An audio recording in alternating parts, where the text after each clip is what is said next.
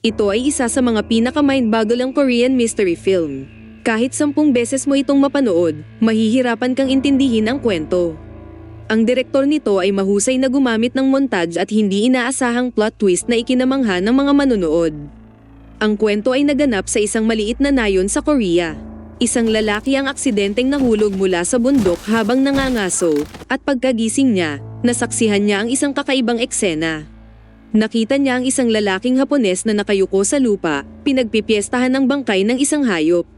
Sa takot, nagtago ang lalaki sa likod ng malaking bato, ngunit natuklasan ng lalaking Hapon ang kanyang lokasyon at nilapitan siya ng may kumikinang na mga mata na tila kahawig ng isang halimaw.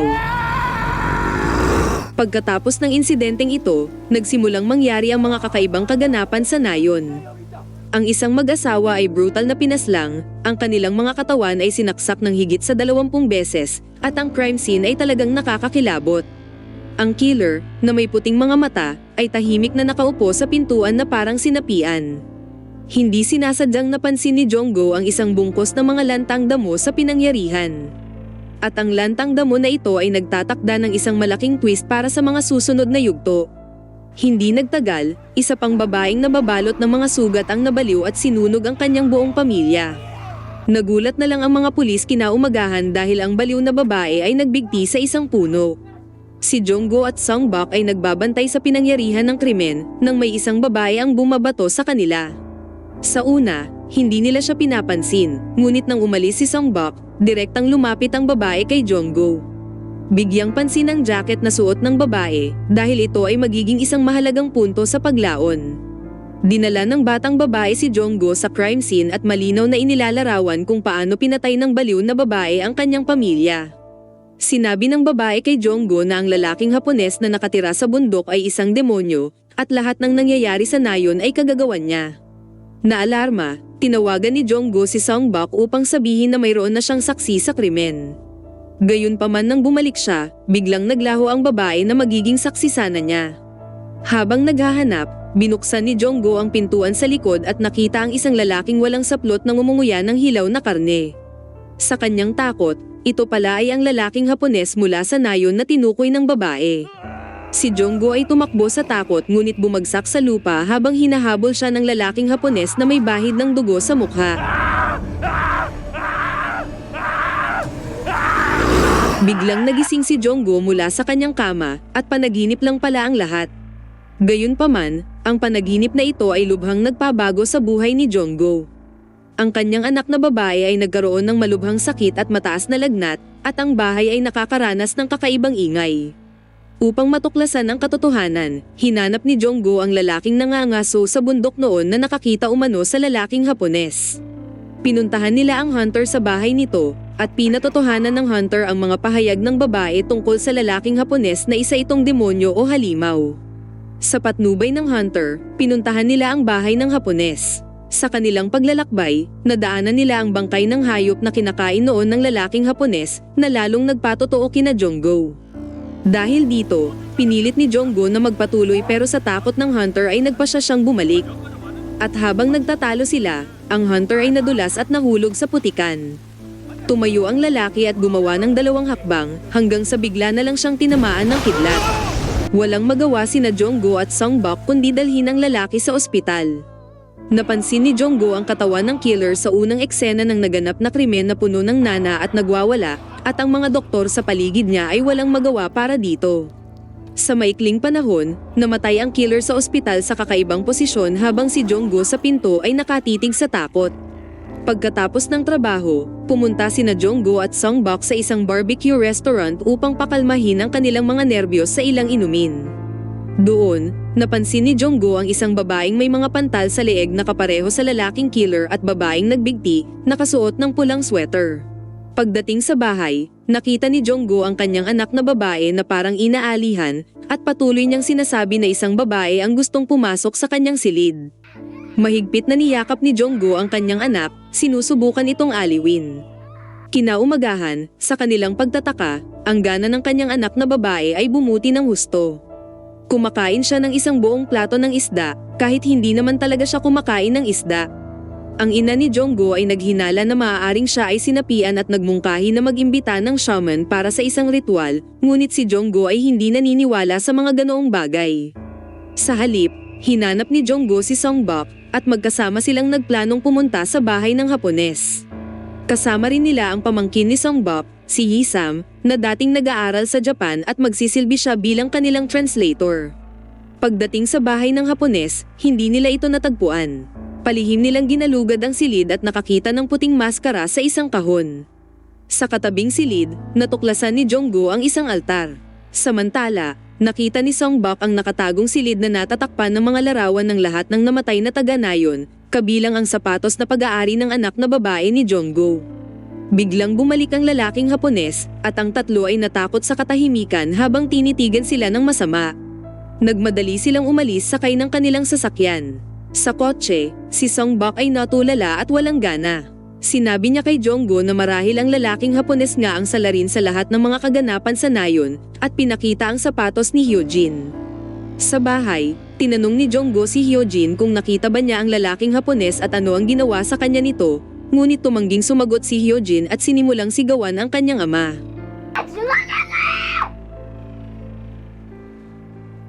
Nang gabing iyon, nang natutulog na si Hyojin, lihim na tiningnan ni Jonggo ang notebook nito at natuklasan ang mga nakakatakot na drawing ni Hyojin. Pagkatapos napansin niya rin ang mga sariwang pantal sa binti ni Hyojin. Napagtanto ni Jonggo ang kalubhaan ng sitwasyon, naiintindihang kailangan niyang kumilos ng mabilis upang ihinto ang mga nangyayari dahil kung hindi ang kanyang anak na babae ay maaaring sapitin ang masaklap na kapalaran katulad ng nangyari sa ibang taga-nayon. Kinabukasan, bumalik si Jonggo sa bahay ng Hapon kasama si Hisam, ngunit wala na ang mga larawan sa dingding. Galit na galit, pinatay ni Jonggo ang itim na aso ng Hapones at binalaan ng Hapones na umalis sa loob ng 3 araw dahil kung hindi haharapin niya ang parehong kapalaran ng kanyang aso. Ang Hapones ay nanatiling tahimik at walang kibo. Kinagabihan, mag-isang nakaupo sa harap ng kanyang pintuan ng Hapones habang kinakain ng uwak ang bangkay ng kanyang aso. Nanatiling nakaupo ang Hapones hanggang sa maghating gabi. Kinaumagahan, ang bahay ni Jonggo ay pinalamutian ng isang patay na kambing na nakasabit sa pintuan at si Jonggo ay biglang na-stroke at hindi na makatayo. Matapos magpagamot sa klinika, siya ay nagkamalay. Nang magising siya, tinanong niya ang kanyang ina kung nasaan si Hyojin. Sinabi sa kanya ng kanyang ina na ang lola ng kapitbahay ang nag-aalaga kay Hyojin. Agad na pagtanto ni Jonggo ang panganib at pinilit na bumangon mula sa kama. Sa pagkaalam niyang delikado ang sitwasyon ng kanyang anak, nagmadali silang pumunta sa bahay ng kapitbahay at pagpasok nila, tumambad sa kanila ang nagkalat na dugo at ang lola ng kapitbahay ay nakahandusay ng patay habang si Hyojin ay nakaupo sa sahig na may hawak na kutsilyo. Inisip ni Jonggo na ang nangyayari sa kanyang anak ay isang kulam mula sa Hapones. Kaya, nagpasya siyang magpatawag ng isang exorcist na nagngangalang Ilguang para humingi ng tulong. Matapos suriin ang bakuran ni Jonggo, natagpuan ni Ilguang ang patay na uwak sa isang palanggana. Pagkatapos ay nagsindi siya ng apoy at nagsagawa ng simpleng ritual sa harap ni Hyojin na tila nasa matinding sakit at patuloy na umaangal sa seremonya. Pagkatapos ng ritual, tinanong ni Ilguang si Jonggo kung mayroon ba siyang naagrabyadong tao. Inamin ni Jonggo na wala siyang ibang taong nasaktan maliban sa lalaking Hapones. Dahil dito inihayag ni Ilguang na ang Hapones ay hindi tao kundi isang malakas na masamang espiritu, isa sa pinakamalakas na nakatagpo niya. Nagbabala si Ilguang na kung ang lalaking Hapones ay hindi mapipigilan, lahat ng tao sa nayon ay mamamatay. Gumamit si Ilguang ng rice divination at sinabi kay Jonggo na gagawa siya ng ritual para hulihin ang masamang espiritu sa hating gabi, ngunit nagkakahalaga ito ng 10 milyong Korean won. Si Jonggo, na desperadong iligtas ang kanyang anak, ay atubiling sumang-ayon. Samantala, isa pang trahedya ang tumama sa nayon ng si Chonbei at ang kanyang pamilya ay natagpuang patay, habang si Chonbei ay nawawala.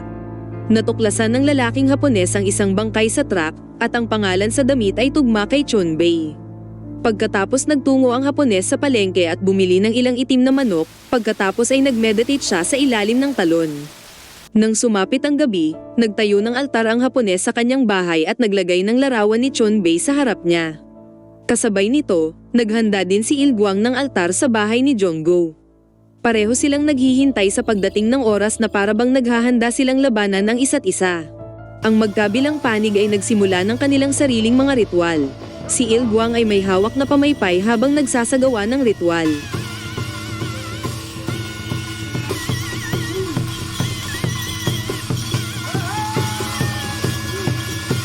Ang lalaking Hapones naman ay tumatambol at bumibigkas ng mga inkantasyon.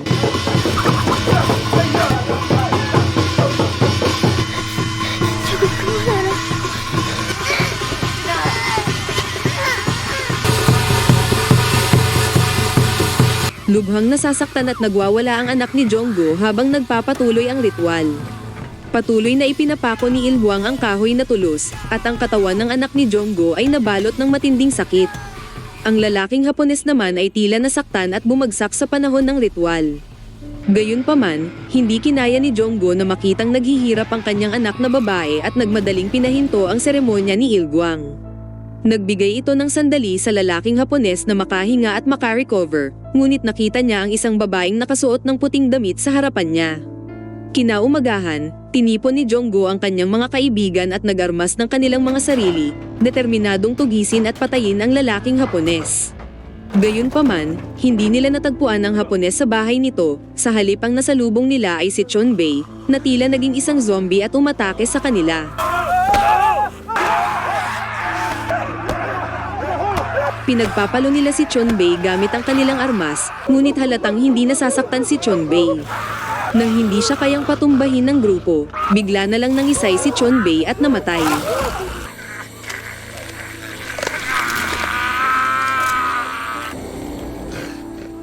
Samantala, nakita ni Jonggo ang Hapones na nagmamasid mula sa kakahuyan.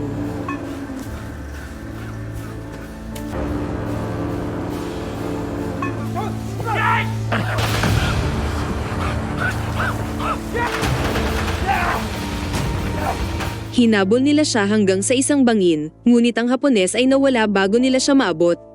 Sinuri ni Jonggo ang gilid ng bangin ngunit wala siyang nakita. Nakasandal pala ang Hapones sa gilid ng bangin, hindi nangangahas na gumawa ng ingay, ngunit ang kanyang pinagtataguan ay natuklasan pa rin ng babaeng nakaputi. Si Jonggo at ang kanyang mga kasama, na hindi mahanap ang lalaking Hapones ay nagpasya na bumalik sa bahay. Gayunpaman, biglang nahulog ang isang katawan mula sa bundok. Sa kanilang pagkagulat, ito pala ang Hapones na wala ng buhay. Itinapon nila ang kanyang katawan pababa ng bundok, at ang babaeng nakaputi ay pinagmamasdan ang lahat ng ito mula sa taas ng bundok. Si Jonggo ay bumalik sa kanyang bahay at natagpuan ang kalagayan ng kanyang anak na babae ay mahimalang bumuti, at buong paniwala niya na ang pagsubok ay tapos na dahil patay na ang lalaking Hapones. Ngunit lingid sa kanyang kaalaman, mas malaking panganib pa rin ang nakatago. Nang gabing iyon, dumating si Ilguang sa bahay ni Jonggo, ngunit pagkababa niya ng sasakyan, hindi maipaliwanag na bigla na lang dumugo ang kanyang ilong. Ito pala ay kagagawa ng babaeng nakaputing damit na nanggaling sa tahanan ni Jonggo at nagbigkas lamang ng isang salita, dahilan upang si Ilguang ay mapuspos ng kanyang makapangyarihang presensya at hindi mapigilang pagsusuka. Wala siyang ibang magawa kundi ang umalis at layuan ang babaeng nakaputi. Pagbalik sa kanyang lugar, napagtanto ni Ilguang na wala siyang laban sa babaeng nakaputi. Dali-dali niyang inayos ang kanyang mga gamit at naghandang tumakas. Gayunpaman, lumitaw ang isang pulutong ng mga gamo-gamo na humarang sa kanyang paningin. Sa pagmamasid sa sitwasyon, tila may isang bagay siyang naintindihan at nagmaneho pabalik sa nayon. Habang nasa daan, tumawag si Ilguang at sinabi kay Jonggo na nagkamali siya ng kalkula kanina. Ang lalaking Hapones daw ayon sa kanya, ay hindi isang demonyo kundi sinisikap lang nitong iligtas ang nayon at napatay nila ang maling tao, dahil ang totoong demonyo ay ang babaeng nakaputi. Sinabi ni Ilguang kay Jonggo na magmadaling umuwi para tingnan ang kanyang anak. Nang umuwi na si Jonggo, natuklasan niyang nawawala ang kanyang anak. Dahil sa takot ay hinanap niya si Hyojin kahit saan, hanggang sa nakasalubong niya ang babaeng nakaputing damit. Tinanong ni Jonggo ang babae kung nasaan ang kanyang anak. Sinabi ng babaeng nakaputi kay Jonggo na nakauwi na ang kanyang anak. Sinabi rin niya na ang lalaking Hapones ay isang demonyo na naghahangad na patayin ang lahat ng mga taga-nayon. Gayunpaman, pinili ni Jonggo na huwag pansinin siya at bumalik sa bahay. Mahigpit na binalaan siya ng babae na kapag bumalik siya, mamamatay ang buo niyang pamilya. Inihayag niya na naglagay siya ng bitag sa kanyang bahay, at kapag tumilaok ang tandang ng 3 beses, mahuhulog sa bitag ang demonyo. Nang makumbinsi si Jonggo, tumawag muli si Ilgwang at sinabihan si Jonggo na huwag maniniwala sa kahit anong sasabihin ng babaeng nakaputi. Sa ngayon, 2 beses nang tumilaok ang manok, at kailangan niya nalang hintayin ang ikatlong tilaok bago siya pwedeng pumasok. Nagtatalo ang puso ni Jonggo at hindi niya alam kung sino ang paniniwalaan. Hinablot ng babae ang damit niya upang pigilan siyang pumasok sa loob ng bahay. Ngunit sa pagkakataong ito, napansin ni Jonggo ang hairpin ng babae sa likod niya na pag-aari ng kanyang anak. At ang damit na suot ng babae ay eksaktong kapareho ng damit ng mga taong namatay noon. Sa puntong ito, nagpasya si Jonggo na ang babae ang tunay na demonyo at dumiretso sa bahay sa kabila ng paghadlang ng babae.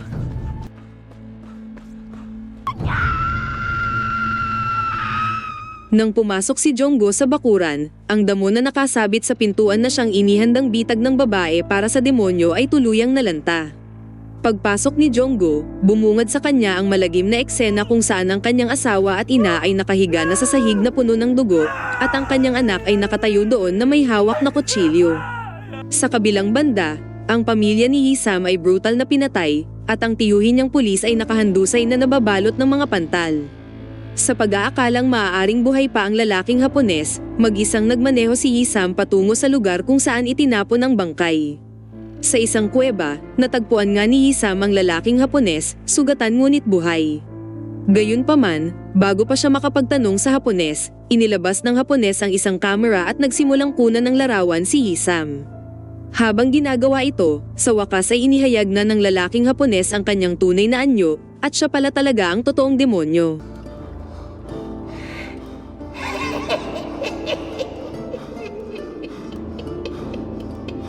Sa madaling araw, dumating si Ilgwang sa bahay ni Jonggo at kinuna ng mga larawan ng bangkay ng pamilya ni Jonggo gamit ang kanyang kamera. Habang naghahanda siyang umalis, aksidente niyang nailaglag ang isang kahon na puno ng mga larawan na lumalabas na ito pala ang mga nawawalang litrato mula sa lihim na silid ng lalaking Hapones. Alam kong nalito kayo sa naging takbo ng mga eksena. Maging ako man ay nalito din. Pero hayaan niyo akong ipaliwanag sa inyo ito ng mas malinaw at balangkasin ng mahahalagang pangyayari sa istorya. Ang masalimuot na mga pinagtagping balangkas ay nag-iwan sa atin na naguguluhan at may ilang hindi pa nasasagot na mga katanungan. Una sa lahat, pag-usapan natin ang lalaking Hapones. Totoong isa talaga siyang demonyo at halimaw. At lahat ng pinatay sa nayon ay kagagawan niya. Hindi ipinaliwanag ng pelikula kung bakit niya ito ginagawa. Ang shaman na si Ilgwang at ang lalaking Hapones ay magkasabwat. Ang isa ay tila para sa monetary gain at ang isa ay nagsasagawa ng madilim na ritual ng palihim. Ang kanilang isinagawang seremonya ng ritual ay hindi isang komprontasyon kundi magkahiwalay na mga kaganapan. Ginawa ni Ilgwang ang ritual na pinupuntirya ang anak na babae ni Jonggo, habang ang Hapones ay pinupuntirya ang bangkay ni Chonbei. Ang pinakarason sa isinagawang ritual ng Hapones ay upang buhayin at gawing kanyang alagad na zombie si Chonbei upang magsilbi ito bilang proteksyon niya dahil inaasahan na niyang babalikan siya at papatayin ni Jonggo. Samantala ang isinagawang ritual naman ng shaman ay upang patayin ang anak ni Jonggo, mabuti na lang napigilan ito ni Jonggo sa tamang oras. Mapapansin na sa bawat paghampas ni Ilgwang sa kahoy, direktang umiipekto ito kay Hyojin at hindi sa Hapones. Pero magtataka kayo kung bakit ang Hapones ay nagkaroon ng mga sugat. Well, ang dahilan kung bakit nasugatan ng Hapones sa panahon ng kanyang ritual ay hindi dahil sa ginawang ritual ni Ilgwang kundi dahil sa pakikialam at presensya ng babaeng nakaputi. Kung mapapansin nyo, nang magkita ang shaman at ang babaeng nakaputi, biglang dumugo ang ilong at bibig ng shaman at napahandusay sa lupa, gaya din ang nangyari sa lalaking Hapones. Indikasyon lang ito na ang shaman at ang Hapones ay parehong masama at kalaban ng babaeng nakaputi. Ang patunay nito, nang tumakas ang shaman sa pagkabatid na hindi niya kayang labanan ng kapangyarihan ng babaeng nakaputi, pinigilan siya ng isang kuyog ng mga gamo-gamo. Ang gamo-gamo ay simboliko ng demonyo sa Japan. Ibig sabihin lang na ito ay isang mensaheng ipinadala ng lalaking Hapones sa kanya na hindi pa siya pwedeng umalis sa nayon. Matapos mapagtanto na buhay pa ang lalaking Hapones, nagpasya siyang bumalik sa nayon upang ipagpatuloy ang pakikipagtulungan sa Hapones. Ngayon, pag-usapan naman natin ang babaeng nakaputi. Siya talaga ay isang multo, o pwede nating sabihing isang anghel. Siya ang nagpoprotekta sa mga taga-nayon laban sa demonyo. Sinusuot niya ang damit ng mga namatay dahil iyon lang ang paraan para makita siya ng mga buhay. Lahat ng ginagawa niya ay upang protektahan ang lahat sa nayon.